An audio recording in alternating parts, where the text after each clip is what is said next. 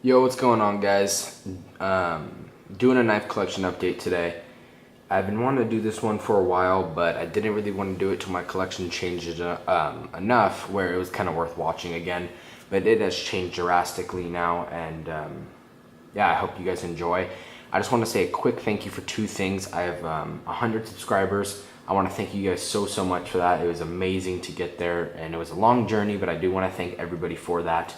And then also for my last collection update, or not update, it was my first one. So my last collection, I got 2,000 views on it. I just hit 2,000 views today. So I really want to thank you guys for both of those big achievements. For me, that's a big thing. The 100 subscribers just being amazing in my YouTube career. Hopefully that keeps growing. So I just want to thank everybody for that, and I'm going to jump right into the collection. This is what I keep in the Pelican case. You can see I'm almost halfway. There's this first line is cheaper folders, and then it gets to the expensive stuff, and then I have a bunch of cheaper folders I'm going to show you that don't go in the case. But I have kind of got the idea way of quantity over quality. So now I'm just collecting higher end pieces and having less. I like that idea more. So if anything interests you, ask me. I will have it for sale, the cheaper stuff. So let's jump right into it. First, we've got a Kershaw Vapor. Got a SOG Fielder, and like I said, these are all for sale. I would trade a bunch of them for one piece, like one higher end piece, by the way. Kershaw Starter, I believe that one is. All these cheaper ones are usually about brand new too. Kershaw Beacon. CRKT Drifter. CRKT M16 limited edition with the blue and black G10. What's this one called? The Kershaw Freefall or Swerve. Kershaw Swerve. Kershaw Echelon. I'm trying to run through these fast because these are just kind of my cheaper things. Kershaw Burst. Gerber Paraframe. Kershaw Zing.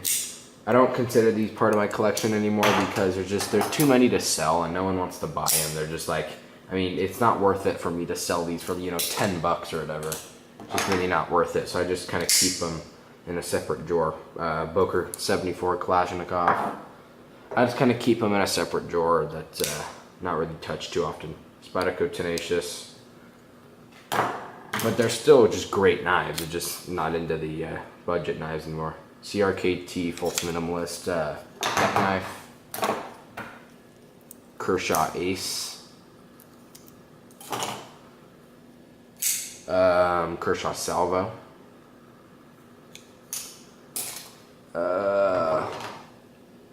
Kershaw Brawler. OTF Lightning. And then into this, I got a Buck 110. I use this thing a lot when I'm camping and stuff. And then to my only two fixed blades, got the Mora Knives Robust. Did a little paracord wrap on it. And then my main user fixed blade is the USMC K-Bar. Use that one a lot.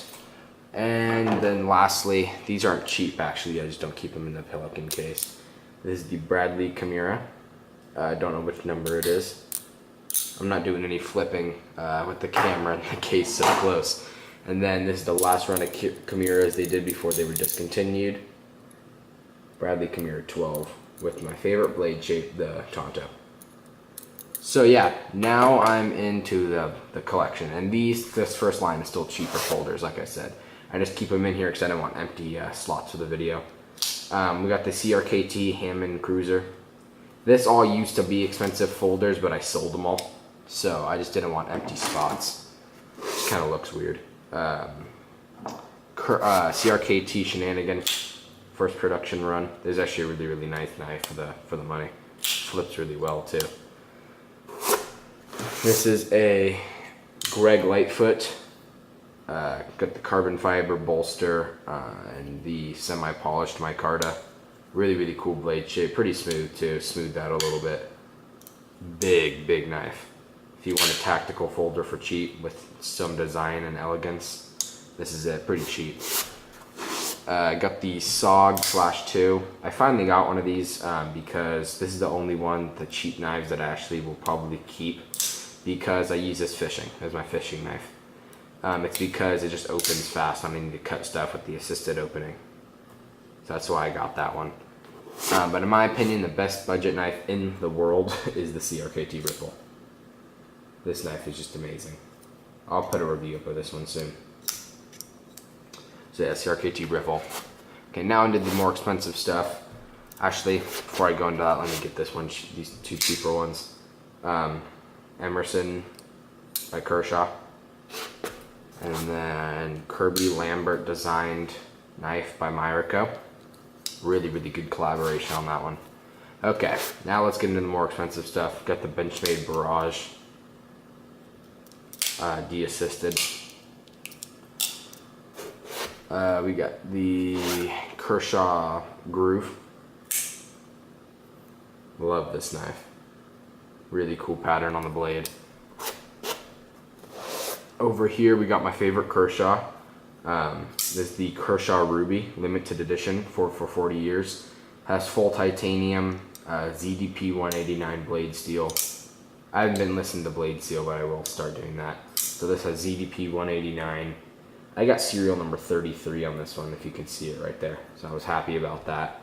So nice. It's got the full DLC, and they sanded this one and put all the logos on it. Probably one of my best flippers. Literally, it is so smooth. So, yes. Now into my ZT. Actually, these aren't in order at all, but it is a ZT. ZT 0550 with the wood scale. I believe this is a zebra wood, but I do not know for sure. Gen 2. Really nice production knife. It's pretty insane. Love this one. I like it better than the 0560, I think. So that one's nice. Very smooth. And it doesn't even run on bearings, I don't believe. Now into my Spyderco's Paramilitary 2 acid stonewash blade. And then, if you guys saw my last collection video, you know that I was a Spyderco Paramilitary 2 guy. There's the Paramilitary 2 and Dark Earth scales. But I sold off the other two, and this one is for sale also. I'm just not a Spyderco guy anymore. So, I'm just a ZT Kershaw and custom knives now.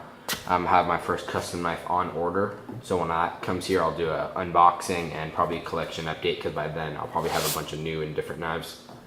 Benchmade Griptilian, and this is the 551 limited edition with the green and black micarta and the G10, sorry, and neon green standoffs, S30V blade steel. Sorry, this is S35VN, and this is just S30, and this is S35VN. Really nice knife. I'm not a huge Benchmade guy, but this one was just really stood out to me. So that one's cool. Okay, now into one of my most expensive pieces besides the one I just bought is the Rick Kinder XM18 3.5 inch Blade HQ limited edition blue anodized finish. You can see the Blade HQ logo there. Got this during a, I forgot what this was actually. Got it during some event on their website. So they had these very small amount of these. It's got the Skinner grind. This one actually flips good too. As you can see, really robust D10. I mean, not many hinders you can light switch, and this one you can, or you can push button it. So really nice. Love that piece. Then I got the RJ Martin collaboration with Zero Tolerance. This is the 0600 carbon fiber and titanium with B75P for the blade.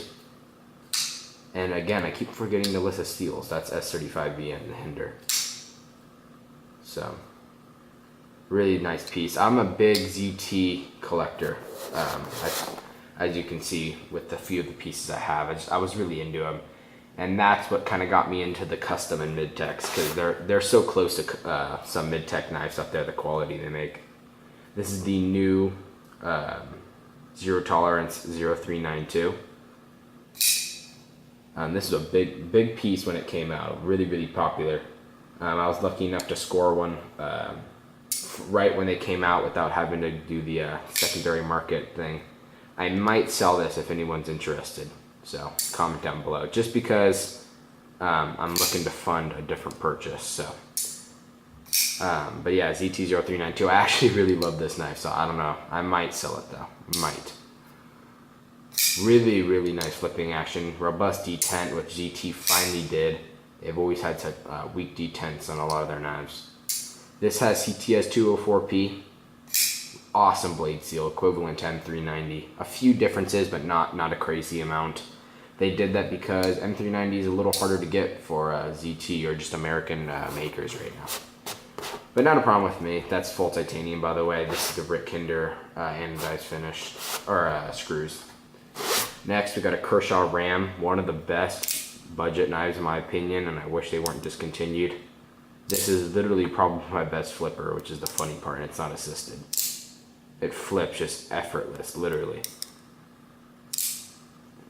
Awesome folder. Kershaw Ram. I was lucky enough to score this one after they were discontinued for years, and I got it for really not a price jump at all. Next, got the carbon fiber Blur with the blue anodized finish and the silver twill inlays. And this is also sporting the S30V stonewashed blade. I would sell this too, by the way. If you guys are interested, I'll sell this one. So yeah, really nice. This one, I left it assisted since I will sell it. I'm keeping it brand new. Haven't tampered with that. Next, we got the 0560. You know from the last video, this is like one of my most high-end knives at the time, so you can see how much it has changed. But I did anodize the frame blue. It's really hard to pick up the light, and the camera is just kind of washing the blue out, but I did anodize the frame blue and bronzed all the hardware. But yeah, 0560. Still a great knife. I won't sell that one. And then my most probably carried and used knife. This is my first knife that got me into high-end knives. It is the ZT0350. Sharpened this knife so many times. I really have used it, and I just enjoy it. So yeah. So that's basically it, guys. Please comment, rate, subscribe. I will be getting back and doing more knife reviews. And if you guys are interested in any of the knives that I listed, please comment down below, and we'll go from there. And yeah, thanks for watching, guys, and catch you on the next one.